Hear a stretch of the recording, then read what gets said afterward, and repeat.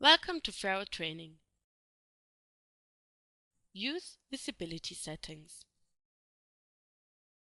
This video is additional to the video series about views and deals with the visibility settings for each view. It's recommended to watch the other videos of the series first.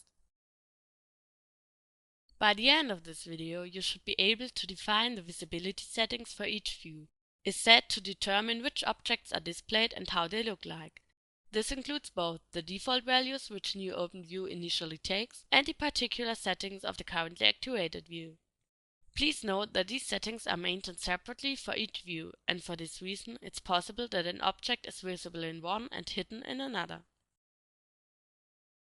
To change the default values of the visibility settings, right-click on Workspace, select Visibility, and then 3D Visibility Settings for the default values of 3D, Correspondence and Quick View, or Planar View Visibility Settings for the default values of the planar view.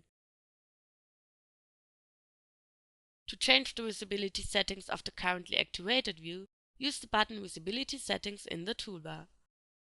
The displayed tabs in the appearing dialog box vary depending on the chosen view, while the particular content of each tab keeps always the same.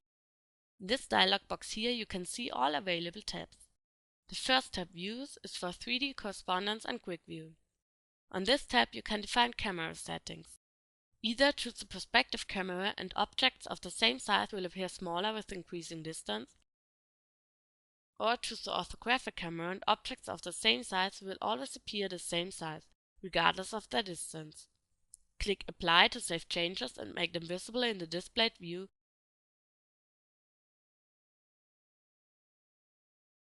and click Initial to undo the changes. Enable Frustum culling if you only wish the objects within the view frustum to be drawn, and enable Backface culling to skip rendering the not visible backface of objects. Neither frustum nor backface culling has any visible effect, but both speed up the workflow. Check the checkboxes Coordinate System and Display FPS if you wish the small coordinate system and a number of frames per second to be displayed. In the render mode you can determine whether objects are displayed as wireframes or not, and if smooth shading is performed on surfaces. Both features are just important if you work with CAD data. Furthermore, on this tab you can change the background color of the window. Either choose a single background color by unchecking the checkbox and defining just the top color,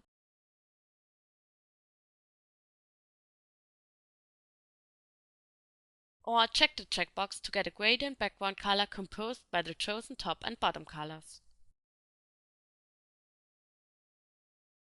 Assume that you have a 3D stereo-capable output device. Scene is able to represent in 3D view two offset images to the viewer, one for each eye to show the scan points in a stereoscopic mode. This improves the orientation in your scan project and facilitates to distinguish between near and far objects. Therefore, check Enable Stereo and use the slider to adjust the depth effect of the 3D visualization.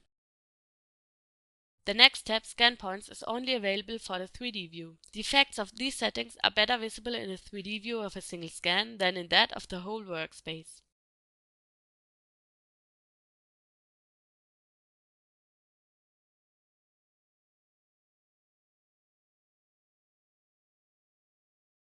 Here you have the possibility to change the size of the scan points. Either choose one of the fixed sizes, like small scan points, or large ones, or check Manual and use the slider to change size manually. As long as Auto Apply is checked, changes are always immediately visible. Apart from the size of scan points, you can also determine their color. You can either leave a gray value according to the measured value, or you can choose white or black scan points, or even unique colors for scans and clusters to visualize which points belong together. If you enable the Clear View settings, points in areas with low point density will be displayed more transparently, and those in areas with higher density will be displayed more brightly. Use the slider to weaken or intensify this effect.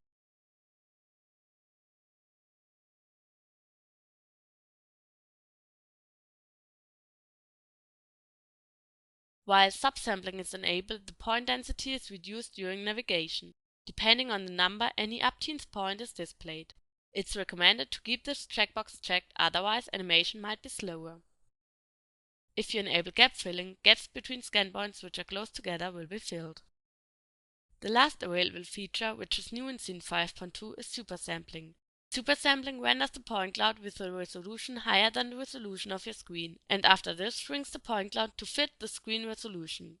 You can define the resolution of the initially rendered point cloud compared to screen resolution by selecting one of the options. Please note that a high supersampling resolution improves visualization, but also requires large amounts of graphic card memory.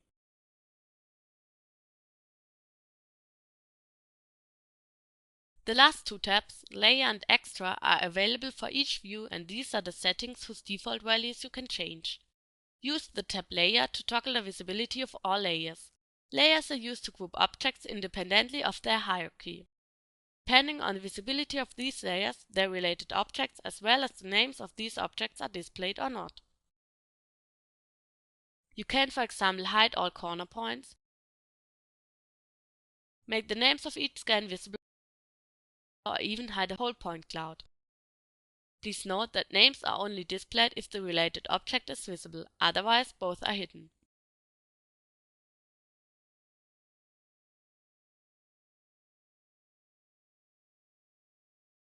In addition to the visibility of layers, it's also possible to define in detail which objects are displayed or hidden. Therefore, choose the last slide Extra. You have the possibility to define which types of objects are visible and to set a distance from which objects are displayed. To summarize, in this video you learned to define the visibility settings for each view and the disregard to change the default values as well as the particular settings for the currently activated view. Thank you very much for your attention and have a great day.